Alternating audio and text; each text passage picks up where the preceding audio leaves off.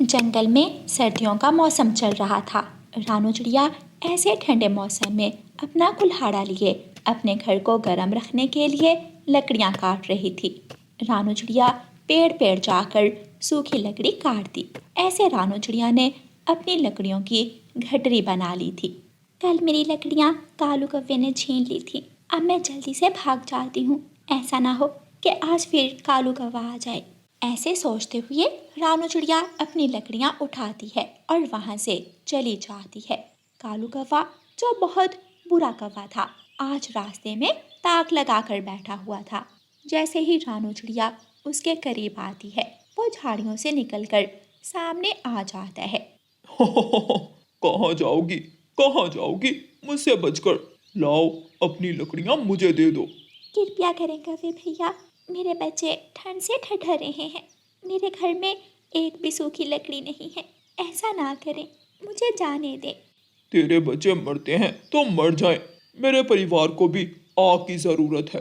तो मेहनत करें, मेहनत से अपनी लकड़ियां काटें। कालू कौवा कहाँ समझने वाला था। कालू कौवा रानू चिड़िया से उसकी लकड़ियां छीनकर वहां से भाग जाता है और रानू चिड़िया रोती रह जाती है। जालिम कौवा, दुष्ट कौवा, आज फिर मेरी लकड़ियां छीन कर ले गया। मैं कैसे आग जलाऊंगी? मैं कैसे अपने घर को गर्म करूंगी? रानू चिड़िया खाली हाथ ही अपने घर चली जाती है। मम्मा, सूखी लकड़ियाँ नहीं मिली क्या? मिली थी बेटी, लेकिन आज फिर कालू कौवे ने छीन ली। कालू अंकल गंदे हैं, मैं नहीं बात करूंगा कालू अंकल से। रात हो जाती है। रात के वक्त आसमान से हल्की हल्की बर्फ गिरने लगती है। ठंड और भी ज्यादा बढ़ जाती है। मम्मा, ठंड लग रही है। मम्मा, मेरे पंख में दर्द हो रहा है। अगर मैंने आग ना जलाई तो मेरे बच्चों को ठंड लग जाएगी। मैं जंगल जाकर 2 लकड़ियां काट लाती हूँ और इस वक्त कालू कौवा भी नहीं होगा। मम्मा चिड़िया ठंडी रात में अपने घर से निकलती है। ऐसे मौसम में एक माँ ही अपने बच्चों के लिए घर से निकल सकती है। खून जमा देने वाली ठंड, सन सन करती हवाएं रानू चिड़िया के शरीर को चीरती हुई गुजर रही थी। रानू चिड़िया एक सूखा पेड़ देखकर काटने लगती है। थोड़ी देर बाद मिठू राजा का सिपाही उस तरफ से गुजरता है। चिड़िया, ये तुम क्या कर रही हो? राजा जी ने रात को लकड़ियां काटने से मना कर रखा है। सिपाही, मुझे तो नहीं मालूम कि मिठू राजा ने मना किया है रात को लकड़ियां काटने से। चिड़िया, तुम्हें मिठू राजा के सामने पेश होना पड़ेगा। सिपाही, मुझे माफ़ कर दें, मैं घर चली जाती हूँ। मेरे बच्चे ठंड से ठठर रहे हैं। ये फैसला राजा जी ही करेंगे। तुम ये लकड़ियां अपने घर ले जाओ, आग जलाओ, ताकि तुम्हारे बच्चे गर्म रहें, और कल सुबह मिठू राजा के पास पहुंच जाना। सिपाही वहाँ से चला जाता है। आग जलाकर रानू चिड़िया को थोड़ी राहत मिलती है। उसका घर पूरी तरह गर्म हो गया था। गरमाइश मिलते ही बच्चे सो जाते हैं।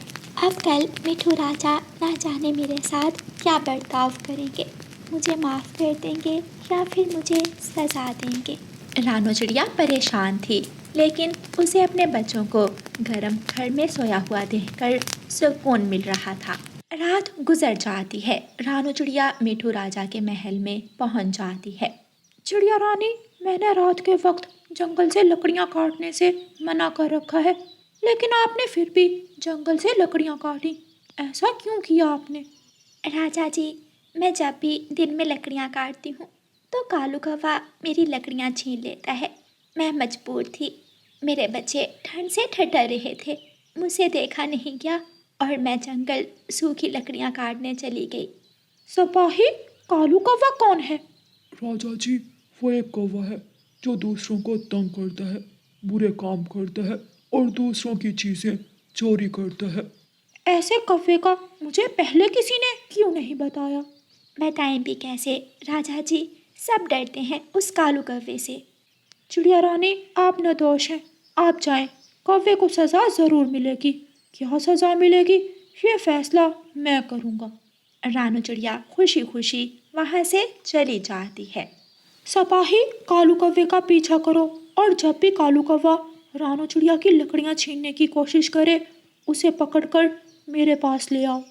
जो आदेश राजा जी का। सिपाही कालू कौवे का पीछा करता है। यहाँ बैठ जाता हूँ। चिड़िया आज इसी रास्ते से गुजरेगी और मैं चिड़िया की लकड़ियां छीन लूंगा।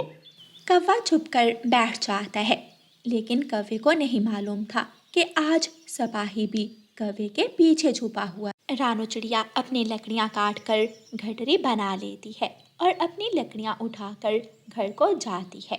रोज की तरह कालू कौवा रानो चिड़िया को रास्ते में रोक लेता है। कौवे भैया, मुझे जाने दें, वरना राजा जी आपको सजा देंगे। कौन कौन राजा? जंगल का राजा मैं हूँ। मैं कालू कौवा। क्योंकि मुझसे डरता कोई भी पक्षी मिठू राजा के पास मेरी शिकायत लेकर नहीं जाएगा। सिपाही वहां आ जाता है।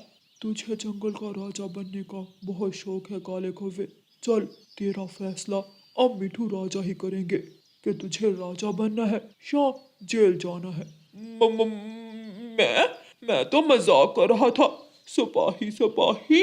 ऐसे कहते हुए कालू कौवा वहां से भागने की कोशिश करता है, लेकिन सिपाही पीछा करके कालू कौवे को पकड़ लेता है और कालू कौवे को पकड़कर मिठू राजा के पास ले जाता है। सिपाही मिठू राजा को सारी बात बताता है। और राजा जी, जब मैंने इसे पकड़ने की कोशिश की तो ये भाग गया था। मैं तो कहता हूँ ऐसे कौवे के पंख ही काट दिए जाएं। कृपया करें राजा जी, कृपया करें, मुझे जाने दें। कालू कौवे, जो पाप तुमने किया सजा तो मिलेगी। मैं जंगल का राजा इसीलिए हूँ कि मुझे पक्षियों में न्याय करना है।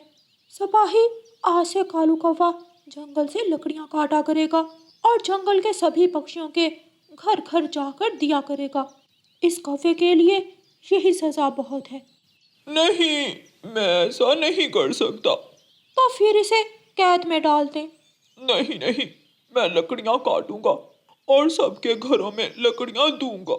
फिर दूसरे दिन सिपाही कालू कौवे को साथ लेकर जंगल चला जाता है। कालू कौवा कुल्हाड़ा चला रहा था और लकड़ियाँ काट रहा था। चल भी कौवे, ये लकड़ियाँ सबसे पहले रानो चिड़िया के घर देकर आओ। कालू कौवा लकड़ियाँ उठाता है और रानो चिड़िया के घर चला जाता है। चिड़िया चिड़िया, ये लो लकड़ियाँ। कौवे भैया, अगर आप अच्छे काम करते और दूसरों से चीज़ें ना छीनते तो आज राजा जी की तरफ से आपको ये सज़ा ना मिलती। रानो चिड़िया, अच्छा हुआ जो राजा जी ने मुझे सजा दी। आज मैंने अपने पंख से काम किया तो मुझे मालूम हुआ कि काम करना मुश्किल है, मेहनत करना मुश्किल है।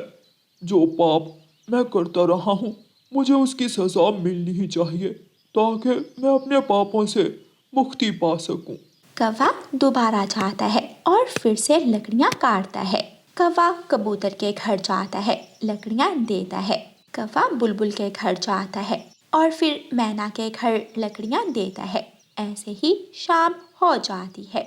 कालू कौवे, अब मैं जा रहा हूँ और सुबह आऊँगा। कल फिर ऐसे ही काम करना है। सिपाही चला जाता है। कालू कौवा बहुत ज़्यादा थका हुआ था। वो जाते जाते अपने लिए एक लकड़ी काटता है और घर जाकर चूल्हे में आग जलाकर बैठ जाता है। आज कालू कौवे को बहुत ज़्यादा सुकून मिल रहा था क्योंकि आज उसने अपनी मेहनत की लकड़ी से आग जलाई थी। प्यारे दोस्तों, जितना भी धन दौलत जमा कर लें, लेकिन दिल को शांति तब भी मिलती है जब आप मेहनत से कमाएं और दूसरों के लिए भी आसानी पैदा करें। और प्यारे दोस्तों, इस कहानी को लाइक, अपने दोस्तों के साथ शेयर और चैनल को सब्सक्राइब करना बिल्कुल मत भूलना।